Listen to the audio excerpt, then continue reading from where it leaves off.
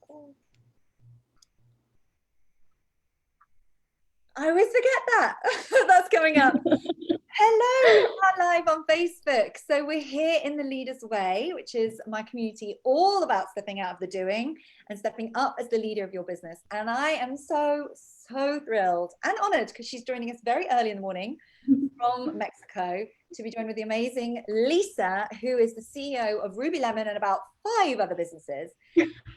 Lisa, I'm probably not going to do your introduction any justice whatsoever, but Lisa is like a multi-passionate CEO. She is someone who is ultra-driven, hugely ambitious, very creative and capable, and someone who that was finding herself, as I'm sure a lot of you can relate to, kind of stuck in the world of wanting to keep hold of all the things. So I can't wait for Lisa to share that journey with you. But Lisa, before we start, do you want to talk a little bit about your business? What is Ruby Lemon? And I know today marks a particularly big day for your business.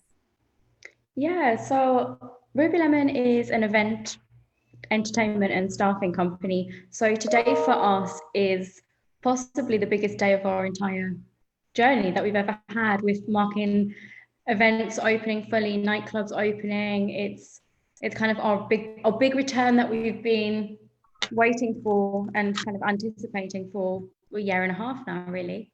So we provide mainly performers, still walkers, fire breathers, anything in person that goes in an event, the waiting staff, bar staff. So all of the fun stuff for events is what we do. Just tagging people while we're on here. So tell us a little bit about your other strings to your bow, because it's like, I mean, when I came and worked with you, like I was amazed at all the ideas and stuff. Like, tell us a little bit about how your entrepreneurial journey and how you've evolved to Ruby Lemon and the other areas of the business. Yeah, so how we started is while I was at university, I worked as a shop girl. So I just kind of went around nightclubs, selling Jaeger bombs to customers. It was just kind of like a university job, really, just something to get me through. But when I was there, I really enjoyed it. I also worked as kind of a dancer. I wanted to be a dancer when I was younger, but I realized it was too short very quickly. All but 11 of me was not really going to make it very far in that industry. So I always wanted to still be involved in that world as well. So I was kind of like dipped in and out of it. Then when I did my placement year for university, I set up a shot selling company based in Liverpool. So I provided all of the bars and nightclubs with staff to sell drinks kind of on our behalf for them. And then I expanded that to Manchester, and then we went to London, and now we operate that company kind of all over the UK. Along that journey, I met my business partner, Holly, and she operated an entertainment company. We found that the two businesses complemented each other well, so we joined them together and we created what is known as Innovation Angels, which is a nightclub and bar entertainment provider. And then we worked in the nightlife space for a long time, and then we started to kind of evolve to other industries, and that's when Ruby Lemon was born. Aside to that, we also have a hen and stag company as well, where we provide kind of bar crawls and weekends away for stag parties. So we've got a whole lot of things going on, but they almost fit in one umbrella as well. They're all kind of interchangeable and linked to each other. Yeah. But one thing that was apparent from, right from the beginning, that how much like people coordination was required for all the different businesses, and how much the logistics side of things being a real challenge. And one thing I want to say, like you talk about your business partner, I think it's the most amazing yin to yang kind of scenario you've got with Holly. So yeah, and I absolutely adore, I'm smiling and beaming because I loved working with the pair of you, because you are so complementary in your ways of thinking and your values, but also so opposite in your strengths. Yeah. It made it a total delight. But also quite fun because, Holly brings, people to like the max, doesn't she? Yeah. And 100%. You're so operational. It was just amazing to see those different strengths within both of you as individuals, and now like co-directors of the business. And obviously you're taking more of the kind of the operational CEO level view, and Holly's very much out there doing the growth side of things. So talk to me then a little bit about you've obviously had a turmoil of 18 months. Yeah. And you and I started working together kind of a year ago now, something like that? Yeah, about a year.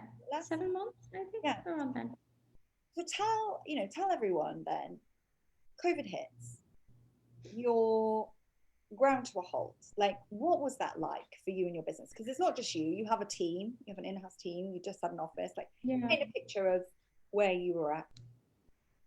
So at first, we were just panic stricken, didn't know what to do. And my thought process was, okay, I can't stop working. If I just sit back and let COVID happen to us, we're not going to get anywhere. We're going to get out of routine. It's not going to be great.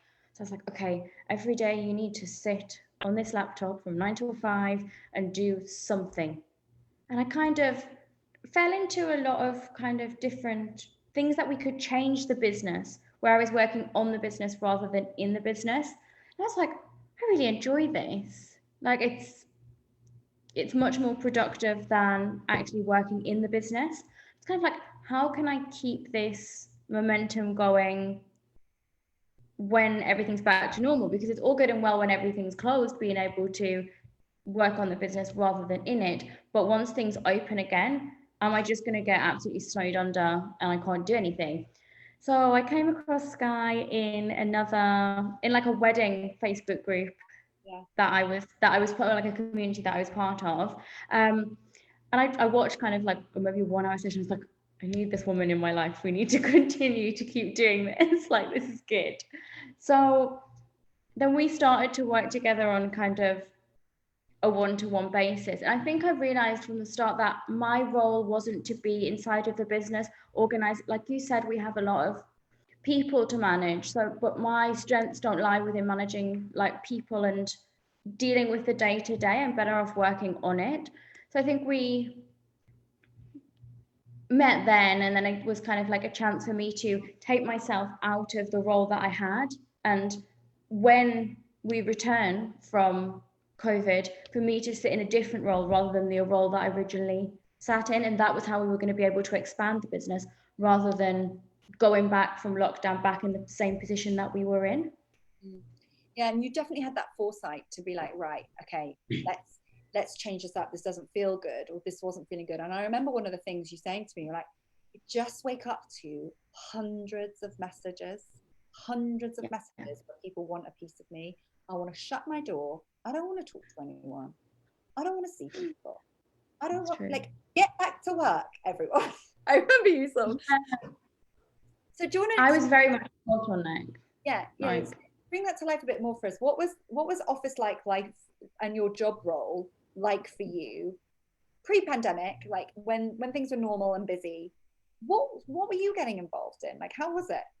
I was just the point of contact for absolutely everyone. So it's kind of, we have teams in two ways. So we have the office staff, which are kind of managing the day-to-day running of the company and all of the performers and event staff inside of it.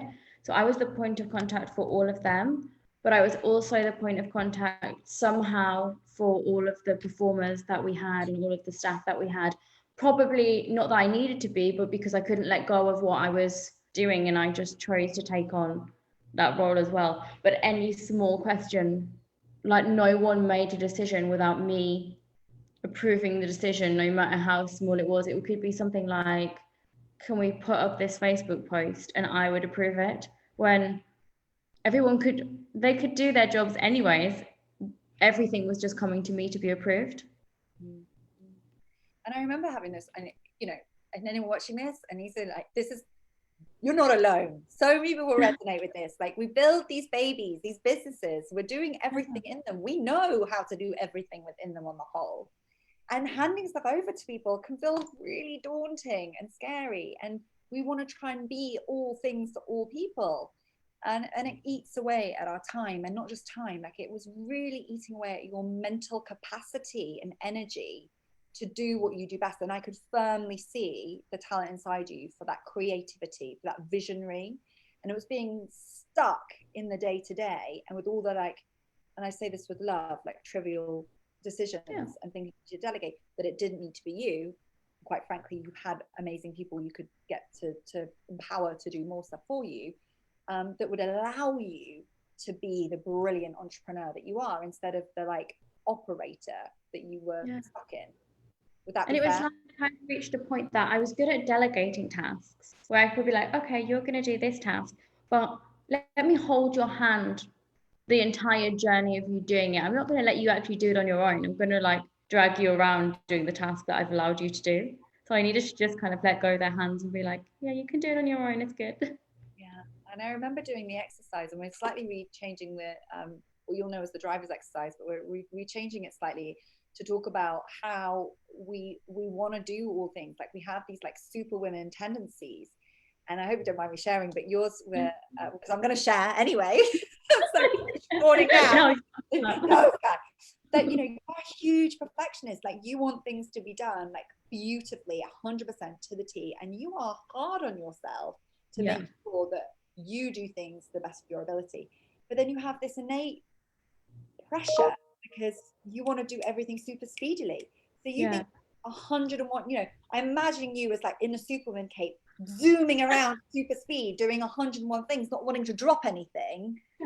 Things are going to be done fast and perfect. And I remember when that realization dawned on you, and how Holly, your co-director, had a completely different skill set, and how that dawned on you, like, whoa, now I can start seeing how myself as a leader is having an impact on not just me and what I'm doing, but on why putting some of these practical things in place is really difficult. Because when I'm trying to be perfect and also 110 miles an hour, that's really hard to delegate something without holding their hands. Yeah, it is. It's difficult because it's, you're right. I want everything to be perfect, but I want it to be as done as quick as possible. So I'm caught in this like pull of, do I actually want it to be perfect, or do I want it to be quick? And then I don't know. And I'm like, I just need things at that point. And you want to do anything. And for someone that I'm managing, you can't actually be perfect and be quick. It's not really an option unless there's a clear system in place where my idea of quick is managed rather than I needed it yesterday. If I know I'm going to get it on a Thursday by 5 p.m, that's fine. But if I just need it now, like now it's not possible. But in my head, it was like, I want it right now. But as long as I know there's a time I'm going to get it, then that's fine, because it can be perfect at the time that they're going to get in contact with me. So that was actually a huge realization for me, that everyone's brain doesn't work the same way as mine, and my expectations are sometimes maybe unmanageable. No, and you gave people, but good on you. You gave people permission to manage you. And I think that's so often needed as business owners. We need someone at times to say, hang on a minute, like, give me 24 hours, give me 48 hours, or I'll come back to you, rather than just always saying yes. And then us feeling like we're being let down because we are being unrealistic, perhaps. So, you know, full kudos to you for embracing that and making it happen. And it would be fair to say you really have embraced the not just the personal side of leadership, and actually giving, you know, empowering others, giving people control, letting people have ownership of what they do, but also the practical things. Like, you were super fast acting on systemizing the business. You were super fast changing the structures. You were like so great at like recognizing the support you needed and making that happen. And that has had a positive impact in your business. I think that's why I'm talking to you in Mexico. Am I right? Yeah, it is. Yeah, so I'm not involved in, so today's obviously this is our busiest week that we've ever had, ever. In the past 10 years we've done this, and I'm not in the UK time zone, and I'm not required to be involved in the day-to-day activities. Yes, I'm here to assist this week when people need it, but all of the pressure isn't falling on me, and I'm not running around chasing everyone asking how they've done it. I think because we've put so many systems in place, it means things can happen without me being there too. I just need check-in points. I don't need to be involved in everything. And we even have a new member of staff starting in the office today, which she got set up last night. The systems are in place. She's just ready to go. And I'll do a check-in with her at 5 o'clock, see how things are going, but it's not caused me any extra stress by having a new member of staff start when previously I'd taken on new people, and that just meant, oh great, I've got someone else that I have to deal with, when it would cause me more stress. It's just when I bring someone into the business to work, it's a relief and something we need rather than an extra burden on me. Yeah. And if you had told the Lisa sat here in Mexico, having had a few months in Dubai, would that be fair? Yeah. And the business clearly has had to get back on its feet and get orders back through the door and manage like a whole world of changing circumstance. If you told that Lisa a year ago, oh, this is what life's going to be like now, and you're going to have the ability to do this, and you're going to want to do this, and it's going to feel great, what would you think you would have thought back then? I think I would have had a panic attack just thinking about it. Like the thought of the UK opening today, or England opening, and me not being in the country and being 6 hours behind in a time zone. I think I would have probably cried if you told me the situation. I would have said it's not going to be a thing. I can't do it. I can't manage it. I need to be there. I need to be like present. I need to be physically present for people, which I actually think when I stepped back and removed myself a little bit from the day-to-day chasing people, my staff have been able to work better because I'm not there. Mm-hmm. I think they actually quite enjoy me going up 6 hours later, to be honest. So it's, yeah, I never would have believed you, and I couldn't have grasped how it was possible without me being overly stressed. What do you think some of the like key takeaways of us working together have been? I think the transition. I think the systems and processes that we put in place that are clearly defined, that's definitely the biggest one, because when someone new starts, I just send them over all the processes and systems, off they go. So that's like very easy. And having action plans in place for new staff starting, actually, yeah, I think new staff starting is the biggest one, because we've taken, since we worked together, we've taken 2 full-time members of staff on, and it's been seamless. So they have their action plan, they know what they're doing. I'm not giving them everything week 1, where before I would be like, okay, here's everything you need, do it all and do it perfect. And it was like, no, people need time to like settle into a role. And I think I never realized that. So having a system in place, I'm like, okay, well, we've got 30 days for the first part. If we've achieved this by the end of the 30 days, that's great. Then we move on to the next thing. I then have something that's manageable, rather than, well, here's everything you need to do, just do it. And then if I'm not happy, I'll let you know, because that didn't work. So its structure is what's been the most important. And also I always come back to this drivers, because I really, really like it. I think because I understand how I work better and how other people work, it's almost become a bit of a running joke that like everyone's like, Lisa, slow down, we don't have the same driver as you, we can't do this. And it's like an ongoing thing, like people like, and it's kind of allowed them to be like, slow down, Lisa, we'll do it in time, we're not like you, we're not hurry up. So it's becoming aware of things has meant that we can make changes because we're aware. If we're unaware of how you work or how your employees work, it's more difficult, because you are different to them. So being aware of it has allowed us to make changes. Mm-hmm. Oh, I love that. And it is so important, because for an action taker like you really want the practical stuff. And on the practical level, I talk about, let's get some structure in place, let's systemize things, let's get the right support in the right place, off we go. But if you'd still been the same leader at the now as you were at the start, and you hadn't been able to give yourself permission, be able to step into that purpose of what you want to do, be able to like really be a powerful leader without holding all the strings, you would not have made the changes you would be able to make. So as much as it is the foundations, that practical foundations, it's the way you and Holly, and I know she's not here, Yeah. I have to interview her another time, Yeah. but the way you both as individuals have really stepped up as leaders of the business, rather than just doing and managing everything, has been so great to see. Where do you see now, because of this, where do you now see the business going, because you now have that creative and visionary role? to operate at that level rather than just in the weeds, as I call it? Yeah, so I think our long term, our kind of 5-year goal is to operate globally. So before, we always had that goal, but we're like, how is this going to work? Like people in other countries, you know, it's going to be difficult. But now I think we can see how that would work clearly. You just go in the country, you set up the team, replicate all of the things that you've done in the other place, and off you go. And I think that's the same for any business that I want to start. We've got the foundations that we can put in, and then from there we just build on top of that with the structure just changes on what you're doing. The foundations are still the same no matter what you're doing, I believe. Okay. So saying that, then just taking the foundations that we put in place, and clearly you've had a great operation already. But what I was able to do was just come and bring a different lens into that business and say, okay, like how do we put some of the bigger business principles into this business so that it allows you all to make the most of your strengths? And that's really what you did. And that what you're saying is you're able to take that model and apply that with your way of your client attraction and the way you deliver your services globally now. Yeah.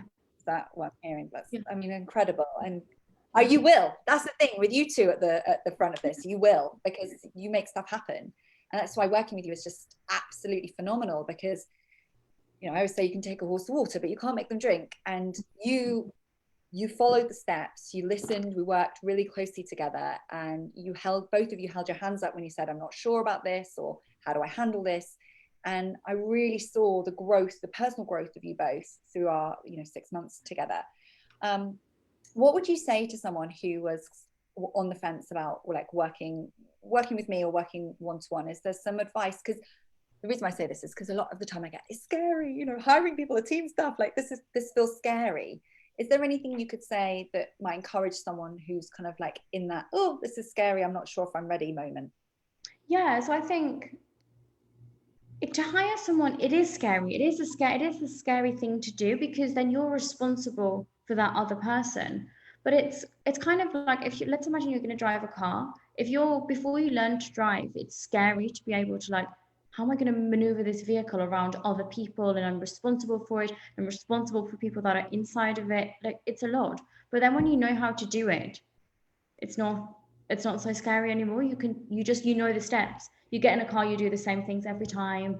It works in the same way. So having a process to have people makes a huge difference. They don't then become they are your responsibility, but you're not responsible for them all of the time. They're kind of free from you, and it allows you to go on to do what you want and not worry about the small things that are being done. So I think I can see why there would be fear, but with a process there can't be fear, because it's systemized. Exactly. Oh yeah, I'm really pleased you said that. It's not like you just come in and like, oh, what I did in your business is the same as I've done in so many other businesses, so many other industries. You just apply it with a lens that is specific to you as an individual, and then your kind of setup. But you're so right. It is the same steps. And that's why you're able to rinse and repeat it like you're going to do within other countries, because that makes it scalable. So I'm really glad that you shared that.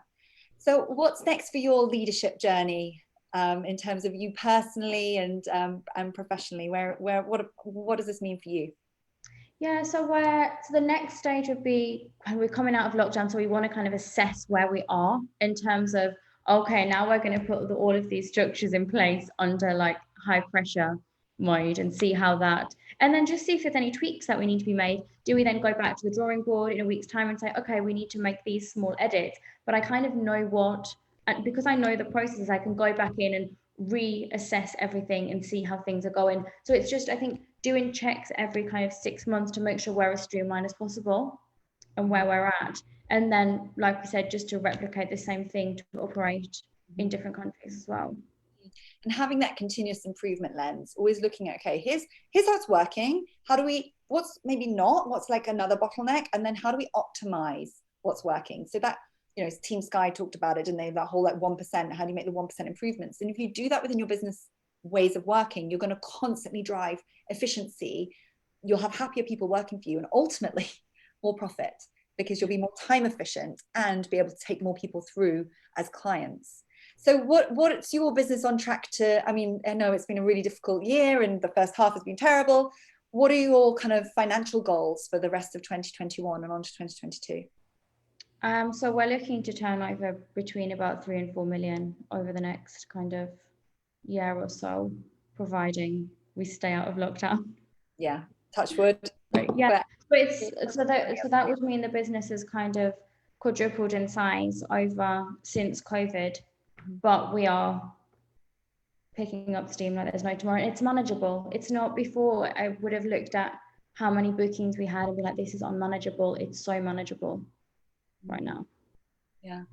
Oh, that's music to my ears. There's music to my ears, Lisa. And I'm also so excited because we haven't quite finished. We took a pause, didn't we? And we've got a couple more sessions coming up with you and Holly. So we can do some of that continuous improvement lens looking and how to streamline the new improvement systems. Now we've pressure tested it under the next few weeks.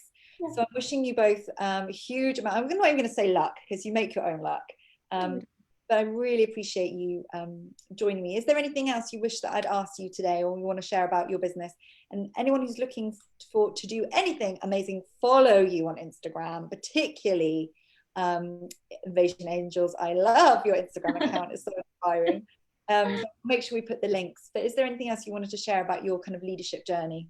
Yeah, I think just if anyone has any questions about working with Sky or how my experience was or anything anyone's thought of, I'm more than happy to speak to you as well, answer any questions. Like, just drop me a message on Instagram or Facebook. I'm just going to put a link, and I'm happy to talk through my journey or arrange a phone call with anyone, because it was fundamental in how we changed. And I think if other people had this skill set and these foundations, it would make a huge difference too.